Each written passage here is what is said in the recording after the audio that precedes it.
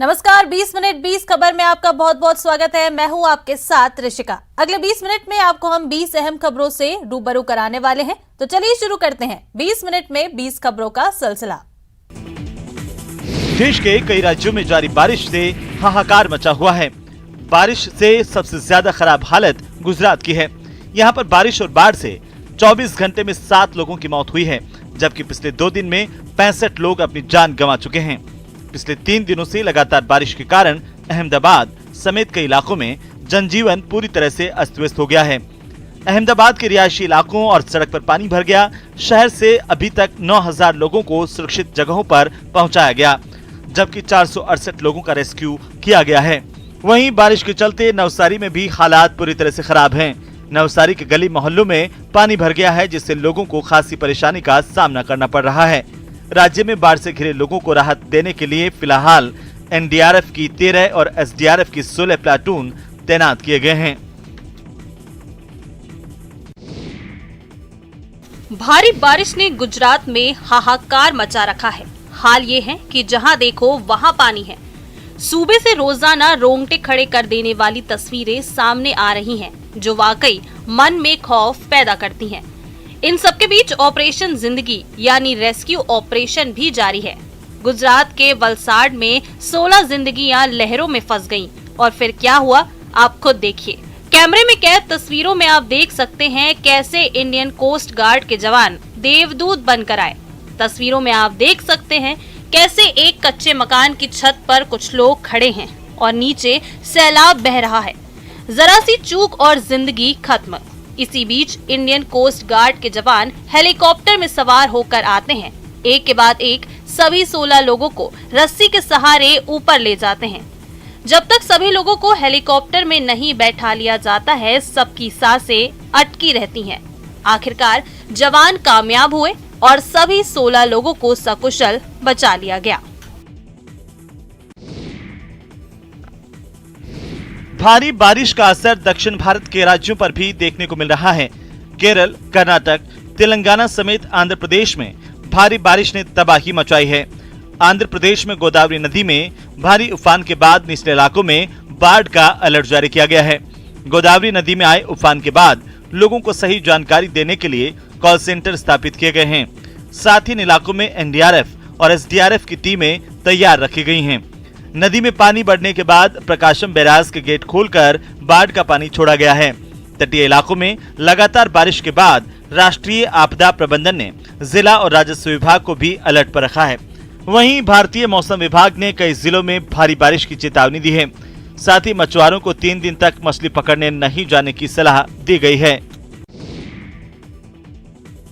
भारी बारिश के कारण प्रदेश के कई इलाकों में जनजीवन अस्त व्यस्त हो गया। प्रदेश के कई जिलों में भारी बारिश से नदियां उफान पर हैं। नदियों में उफान से कई जगहों पर पानी सड़कों पर बह रहा है, जिससे आवाजाही में लोगों को काफी मुश्किलों का सामना करना पड़ रहा है।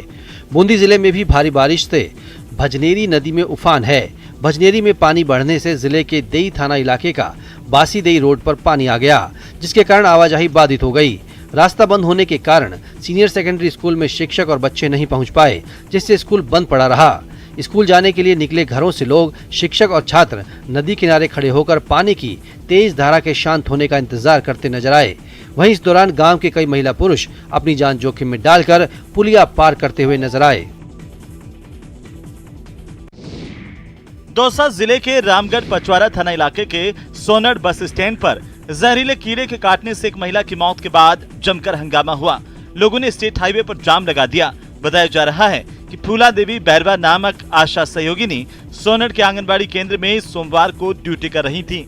इसी दौरान किसी जहरीले कीड़े ने आशा सहयोगिनी को काट दिया। इसके बाद इसे अस्पताल ले जाया गया, जहां पर देर रात उसकी मौत हो गई। मौत के बाद मंगलवार की सुबह ग्रामीण सोनड़ बस स्टैंड पर पहुंचे और शव वाहन को बीच सड़क पर खड़ा करके जाम लगा दिया। ग्रामीणों ने हाईवे पर भी पत्थर लगा दिए, जिससे हाईवे के दोनों ओर वाहनों की लंबी कतारें लग गईं। ग्रामीणों ने पीड़ित परिवार को मुआवजा देने की मांग की। स्टेट हाईवे पर जाम लगने की सूचना पर प्रशासनिक अधिकारी और पुलिस अधिकारी मौके पर पहुंचे। कई घंटे समझाने और मुआवजे का आश्वासन मिलने के बाद लोगों ने जाम हटाया।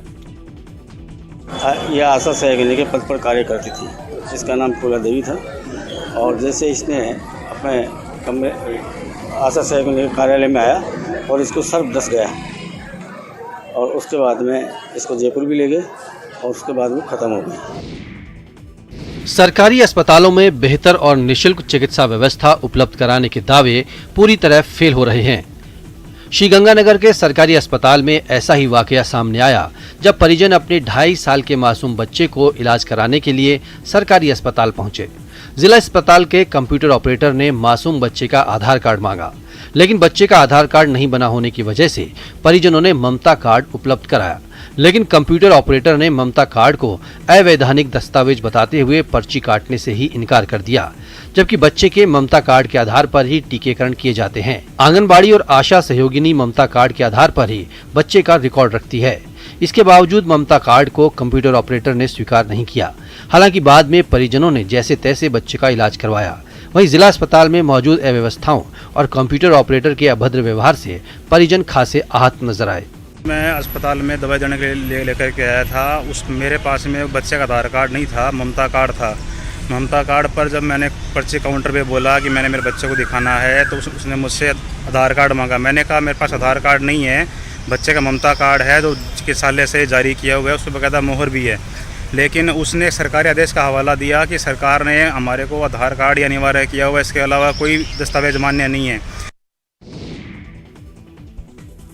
राज्य सरकार भले ही प्रदेश में चिकित्सा सेवाओं के बेहतर होने का दावा करे, लेकिन इन दावों की पोल खुल रही है राजसमंद जिले के गजपुर में। यहाँ पीपीपी मोड पर बने सामुदायिक स्वास्थ्य केंद्र के हालात बदतर होते जा रहे हैं और इसका खामियाजा इलाके के लोगों को उठाना पड़ रहा है। हालात ये है कि पिछले 14 दिनों से इस स्वास्थ्य केंद्र पर कोई डॉक्टर नहीं है। यहाँ पर प्रतिदिन 30 से 35 मरीज आते हैं, लेकिन डॉक्टर नहीं होने के कारण ग्रामीण इलाके से आने वाले मरीजों को बैरंग ही लौटना पड़ता है। प्राथमिक स्वास्थ्य केंद्र पर एक डॉक्टर की नियुक्ति थी, लेकिन पिछले 14 दिनों से अस्पताल में कोई भी डॉक्टर नहीं है। इस कारण प्राथमिक स्वास्थ्य केंद्र की सेहत ही खराब हो रही है। प्रति महीने 9 तारीख को मातृत्व दिवस रहता है। इस कारण शनिवार को भी बड़ी संख्या में गर्भवती महिलाएं चेकअप के लिए अस्पताल पहुंचती थीं, लेकिन यहां पर डॉक्टर और एलटी दोनों ही नहीं होने के कारण महिलाओं को मायूस होकर लौटना पड़ा। गजपुर हॉस्पिटल में पीपी मोड के हिसाब से डॉक्टर की कमी है, डॉक्टर नहीं है और 10-12 दिन से तो डॉक्टर है ही नहीं। लोगों को भारी परेशानी हो रही है, या तो कमलगढ़ जाना पड़ता है या राजसमंद मुख्यालय पे जाना पड़ता है। राजधानी जयपुर में हिंदी मीडियम स्कूलों को अंग्रेजी मीडियम करने का विरोध लगातार जारी है। राजधानी जयपुर के मालवीय नगर विधानसभा क्षेत्र के झालाना में स्थित स्कूल को अंग्रेजी मीडियम करने को लेकर जमकर विरोध प्रदर्शन हुआ। इलाके के स्थानीय विधायक कालीचरण सराफ के नेतृत्व में स्कूल के छात्रों और उनके अभिभावकों ने जमकर मौके पर नारेबाजी की और हल्ला किया। दरअसल विरोध करने वालों का आरोप है कि स्कूल में 1200 से ज्यादा बच्चे पढ़ रहे हैं, लेकिन अंग्रेजी मीडियम स्कूल के लिए सिर्फ 200 बच्चों के ही नाम की लॉटरी निकाली है। बाकी के 1000 बच्चे आखिर कहां जाकर पढ़ेंगे? बढ़ते विरोध के बाद शिक्षा विभाग के अधिकारी मौके पर पहुंचे और विधायक कालीचरण सराफ से समझाइश की। शिक्षा विभाग के अधिकारियों ने 15 अगस्त तक समस्या के समाधान का आश्वासन दिया। सराफ ने कहा कि 15 अगस्त तक स्कूल के हिंदी मीडियम के आदेश जारी नहीं हुए तो 16 अगस्त से रास्ता रोक कर बड़ा आंदोलन करेंगे। भीलवाड़ा के रिजर्व पुलिस लाइन के राजकीय उच्च माध्यमिक विद्यालय पुलिस लाइन पर छात्रों और उनके परिजनों ने प्रदर्शन किया। इस प्रदर्शन में एबीवीपी के कार्यकर्ता भी शामिल हो गए। प्रदर्शन के दौरान छात्रों ने सरकारी स्कूल के मेन गेट पर ताला जड़ दिया। छात्रों के परिजनों ने आरोप लगाया कि विद्यालय के हिंदी मीडियम से अंग्रेजी मीडियम में कन्वर्ट होने के बाद विद्यालय प्रशासन स्कूल के छात्रों को टीसी देकर निकाल रहा है। प्रदर्शन और तालाबंदी की सूचना पर मुख्य जिला शिक्षा अधिकारी बंसीलाल कीर और प्रतापनगर थाना पुलिस मौके पर पहुंचे। जिला शिक्षा अधिकारी ने छात्रों के टीसी काटने के आरोपों को खारिज कर दिया और कहा कि मीडियम स्कूल होने के बाद हिंदी मीडियम के छात्रों के लिए प्रस्ताव बनाकर सरकार को भेजा है, जिसमें 2 पारी में स्कूल चलाने का प्रस्ताव है। करीब 4 घंटे तक समझाने के बाद लोग शांत हुए और स्कूल का ताला खोला गया। श्रीगंगानगर के ततरासर 51 एनपी में स्कूल क्रमोन्नति की मांग को लेकर लगातार 8वें दिन भी स्कूल में तालाबंदी है। लगातार 8वें दिन तालाबंदी कर रहे स्कूल के छात्रों और ग्रामीणों का कहना है कि जब तक उनके हाथ में स्कूल क्रमोन्नति के आदेश नहीं आ जाते तब तक वे अपना धरना जारी रखेंगे। इसके लिए चाहे उन्हें कितने ही दिन तालाबंदी कर धरने पर बैठना क्यों ना पड़े। धरने के 8वें दिन शिक्षा विभाग के अधिकारी मौके पर पहुंचे और धरने पर बैठे ग्रामीणों और विद्यार्थियों से ताला खोलने की अपील की, लेकिन ग्रामीण और छात्र अपनी मांग पर अड़े हुए हैं। शिक्षा विभाग के अधिकारियों का कहना है कि उन्होंने स्कूल क्रमोन्नति का प्रस्ताव बनाकर शिक्षा निदेशालय भिजवा दिया है, जहां पर इस पर फैसला होना है। उन्होंने कहा कि स्कूल क्रमोन्नति के आदेश जारी करने की एक नियत प्रक्रिया होती है जिसमें समय लगता है और ऐसे में स्कूल क्रमोन्नत होने में अभी और समय लगने की संभावना है। तालाबंदी 8वें दिन भी जारी है। यह बच्चों द्वारा लिया गया निर्णय है, इसमें अभिभावक शामिल है। हमारी उच्च अधिकारियों से यही मांग है कि स्कूल जल्द से जल्द क्रमोन्नत किया जाए, क्योंकि यह सिर्फ शिक्षा को लेकर लगाया गया धरना है, इसमें किसी प्रकार की कोई राजनीति नहीं है। अजमेर दरगाह इलाके में लगातार एक के बाद एक आए विवादित बयानों और नारों के बाद दरगाह कमेटी एक्शन में आई है। दरगाह कमेटी के नाजिम शाहदान जेब खान की ओर से सभी के लिए एक अपील दरगाह परिसर में 3 अलग अलग जगहों पर चस्पा की गई है। इस अपील में खादिम सहित दरगाह आने वाले सभी जायरीन से गुजारिश की गई है कि वो दरगाह परिसर में किसी भी तरह के विवादित नारे, बयानों, फोटो या वीडियो का इस्तेमाल नहीं करें और न उन्हें प्रचारित करें जो गरीब नवाज की शिक्षाओं के विपरीत हो और दरगाह की गरिमा को ठेस पहुंचाता हो। दरगाह कमेटी की ओर से बड़े अक्षरों में ये अपील जारी करते हुए इसका उल्लंघन करने वालों के खिलाफ सख्त कानूनी कार्रवाई करने की चेतावनी भी दी गई है। आपको बता दें कि दरगाह कमेटी ने विवादित नारे लगाने वालों के मामले में गौहर चिश्ती को कानूनी नोटिस भी भेजा है। डूंगरपुर जिले के मेडिकल कॉलेज अस्पताल में अब ऑक्सीजन की कमी से किसी भी मरीज की जान नहीं जाएगी। 3 ऑक्सीजन प्लांट स्थापित होने के बाद डूंगरपुर मेडिकल कॉलेज में सरकार की ओर से अब 20,000 किलोलीटर का नया लिक्विड ऑक्सीजन स्टोरेज प्लांट स्थापित किया गया है। 20,000 किलोलीटर ऑक्सीजन स्टोर करने की सुविधा मिलने से अब अस्पताल के पास अतिरिक्त और वैकल्पिक ऑक्सीजन का बंदोबस्त हर समय रहेगा। ऐसे में अब मरीजों की जान बचाने के लिए ऑक्सीजन प्लांट संजीवनी साबित होंगे। अस्पताल अधीक्षक डॉक्टर महेंद्र डामोर ने बताया कि डूंगरपुर मेडिकल कॉलेज को एक लिक्विड ऑक्सीजन स्टोरेज प्लांट सरकार से मिला है, जिसका इंस्टॉलेशन पूरा कर लिया गया है। डॉक्टर महेंद्र ने बताया कि मूलतः ये प्लांट लिक्विड ऑक्सीजन को बाहर के किसी जनरेशन प्लांट से लाकर स्टोर करने की व्यवस्थाओं पर काम करेगा। इस प्लांट को अब तक अस्पताल के मातृ शिशु विंग से जोड़ दिया गया है और सभी बेड पर ऑक्सीजन सुविधा सीधे मिलनी शुरू हो गई है। वहीं कुछ ही दिनों में इस प्लांट की पाइपलाइन को नए भवन से भी जोड़ दिया जाएगा। धौलपुर में आवारा, मजनू और लफंगों की अब खैर नहीं है। ऐसे लोगों का मुकाबला करने के लिए बेटियों को फौलाद बनाया जा रहा है। राजकीय उच्च माध्यमिक विद्यालय सेंपऊ में पुलिस ने बालिकाओं को सशक्त, मजबूत और निर्भीक बनाने के लिए आत्मरक्षा प्रशिक्षण शिविर का आयोजन किया। महिला पुलिसकर्मियों ने बालिकाओं को आपातकालीन स्थितियों और विपरीत हालात से मुकाबला करने के हुनर सिखाए। महिला पुलिस की टीम प्रभारी लतेश कुमारी ने बताया कि राज्य सरकार के निर्देश पर जिले भर के सरकारी और प्राइवेट स्कूलों के साथ कई दूसरे दफ्तरों में भी महिलाओं को सशक्त बनाने के लिए आत्मरक्षा प्रशिक्षण शिविर के आयोजन शुरू किए गए हैं। टीम प्रभारी ने बताया कि आत्मरक्षा शिविर में शबाना, सुनीता, ओमवती, मुन्नी प्रशिक्षण दे रही हैं। 15 अगस्त तक जिले भर में 4,000 बालिकाओं और महिलाओं को प्रशिक्षण देने का लक्ष्य रखा गया है। भरतपुर जिले की डीग पंचायत समिति की 9 ग्राम पंचायतों को नवगठित सीकरी पंचायत समिति में जोड़ने के मामले को लेकर 21 दिनों से चला आ रहा महापड़ाव आंदोलन समाप्त हो गया। पर्यटन मंत्री विश्वेंद्र सिंह के आश्वासन के बाद आंदोलनकारियों ने आंदोलन समाप्त किया। मंत्री विश्वेंद्र सिंह ने कहा कि डीग पंचायत समिति की सभी ग्राम पंचायतों को डीग में ही यथावत रखा जाएगा, सीकरी पंचायत समिति में नहीं जोड़ा जाएगा। यदि कोई ग्राम पंचायत सीकरी पंचायत समिति में अपना नाम जुड़वाना चाहती है तो वो जुड़वा सकती है। आपको बता दें कि डीग पंचायत समिति की 9 ग्राम पंचायतों के लोग परिसीमन के विरोध को लेकर 21 जून से महापड़ाव पर बैठे हुए थे। कभी भू समाधि लेकर तो कभी अर्धनग्न प्रदर्शन कर वे परिसीमन का विरोध कर रहे थे। कुछ मेरे भाई ऐसे हैं जो सीकरी में जाना चाहते हैं, उनका स्वागत है। कुछ और लोग हैं जो यहाँ रहना चाहते हैं डीग में, उनका भी स्वागत है। और कोई ये जो मैंने आज कह दिया आपने सुन ही लिया। पंचायत समिति में जो जाना चाहेंगे वो जाएंगे, अन्यथा दीग में ही रहेंगे पंचायत। और धरना समाप्त करने की मैं आपसे आग्रह करता हूँ।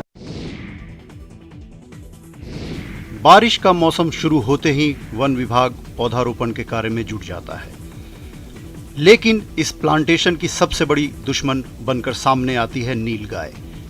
नीलगायों की समस्या को देखते हुए प्रतापगढ़ के वन विभाग ने एक अनूठे जुगाड़ का निर्माण किया है। नाम मात्र की कीमत पर तैयार किए गए इस जुगाड़ से जहां नीलगाय प्लांटेशन क्षेत्र से दूर रहेंगी, वहीं पर्यावरण को भी कोई नुकसान नहीं होगा। पीवीसी पाइप और गैस लाइटर से तैयार होने वाली इस गन का खर्च 400 से 500 रुपये आता है। इस गन से निकलने वाले तेज धमाके से नीलगायों को प्लांटेशन क्षेत्र से दूर रखा जा सकता है। वन विभाग ने फिलहाल इस प्रकार की 50 गन तैयार कर सभी रेंज में वितरित की हैं। डीएफओ सुनील कुमार ने बताया कि जिले के देवगढ़ रेंज के रेंजर और फॉरेस्टर के द्वारा इस गन को तैयार किया गया है।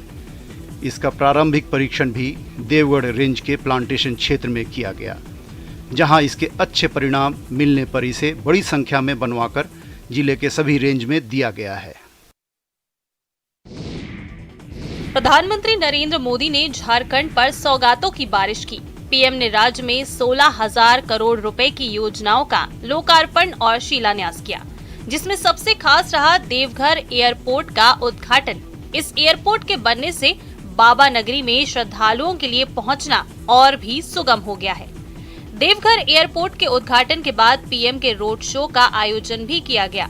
पीएम ने अपने काफिले के साथ एयरपोर्ट से बाबा वैद्यनाथ के मंदिर यानी 11 किलोमीटर से ज्यादा लंबा रोड शो किया। रोड शो करते ही पीएम बाबा के मंदिर तक गए। रोड शो के दौरान पूरी बाबा नगरी सड़क पर नजर आई। इस रोड शो के दौरान अद्भुत नजारा देखने को मिला। सड़क के किनारे खड़े लोगों ने पीएम के काफिले पर फूलों की बारिश कर उनका स्वागत किया और अभिनंदन किया। इस दौरान बड़ी संख्या में लोग हाथों में तिरंगा लिए खड़े रहे। लोग पीएम की एक झलक पाने को बेताब दिखे। वहीं पीएम ने भी अपनी कार के दरवाजे पर खड़े होकर लोगों का अभिवादन किया और उनका अभिवादन स्वीकार किया। अयोध्या में राम मंदिर के निर्माण का काम निर्धारित समय के अनुसार चल रहा है। फरवरी 2022 में शुरू हुआ ग्रेनाइट पत्थर के साथ चबूतरे का निर्माण अगस्त 2022 तक पूरा करने की योजना है। मंदिर ट्रस्ट के एक वरिष्ठ अधिकारी ने जानकारी दी कि अयोध्या में 3 मंजिला राम मंदिर का निर्माण कार्य तय कार्यक्रम के अनुसार चल रहा है। चबूतरे के चरणबद्ध रूप से पूरा होने के साथ अंतिम ऊपरी स्थल का निर्माण जल्द शुरू हो जाएगा। परियोजना निगरानी सलाहकार और निर्माण एजेंसियों के साथ विस्तृत तकनीकी चर्चा के बाद जमीन के नीचे सादे सीमेंट, कंक्रीट, ग्रेनाइट पत्थर की परतों, मिर्जापुर पत्थर की परतों और ग्रेनाइट पत्थर से अंतिम टॉपिंग के उपयोग के साथ निचले चबूतरे के डिजाइन और नक्शे को भी अंतिम रूप दिया गया है। राम जन्मभूमि गर्भगृह में लगने वाले नक्काशी युक्त पत्थरों की नक्काशी भी की जा रही है। आगरा और राजस्थान से आए 50 सदस्य कारीगर रात दिन काम कर रहे हैं। एक पिलर पर करीब 3 महीने तराशी में लगेंगे और कुशल कारीगर बहुत ही बारीकी से इन पत्थरों पर डिजाइन काट रहे हैं। इसके लिए आधुनिक छोटी छोटी मशीनें छेनी हथौड़ी का उपयोग करके पत्थर पर आकृतियां उकेरी जा रही हैं। अगर आपके अंदर कुछ कर गुजरने की तमन्ना है तो उम्र आपके लिए सिर्फ एक नंबर है और कुछ नहीं। 94 साल की भगवानी देवी डागर ने कुछ ऐसा ही साबित करके दिखाया है। जिंदगी के जिस पड़ाव में आमतौर पर लोग ठीक से चल फिर भी नहीं पाते, भगवानी ने उस उम्र में विदेशों में भारत का डंका बजाया। 94 साल की उम्र में पूरी दुनिया में भारत का डंका बजाने वाली भगवानी देवी डागर का स्वदेश लौटने पर भव्य स्वागत किया गया। दिल्ली एयरपोर्ट पर भगवानी देवी के परिजनों और प्रशंसकों ने ढोल नगाड़ों के साथ उनका जमकर स्वागत किया और उन्हें फूल मालाओं से लाद दिया। इस भव्य स्वागत से भगवानी देवी बेहद खुश नजर आईं। आपको बता दें कि हरियाणा की रहने वाली भगवानी देवी 94 साल की उम्र में वर्ल्ड मास्टर्स एथलेटिक्स चैंपियनशिप में 1 गोल्ड और 2 ब्रॉन्ज जीतकर दुनिया के लिए अब प्रेरणा स्रोत बन गई हैं। भगवानी ने फिनलैंड के टेम्परे में 100 मीटर स्प्रिंट इवेंट में केवल 24.74 सेकंड के टाइम के साथ गोल्ड मेडल जीता। इसके अलावा उन्होंने शॉटपुट में भी ब्रॉन्ज मेडल अपने नाम किया। फिलहाल इतना ही, नमस्कार।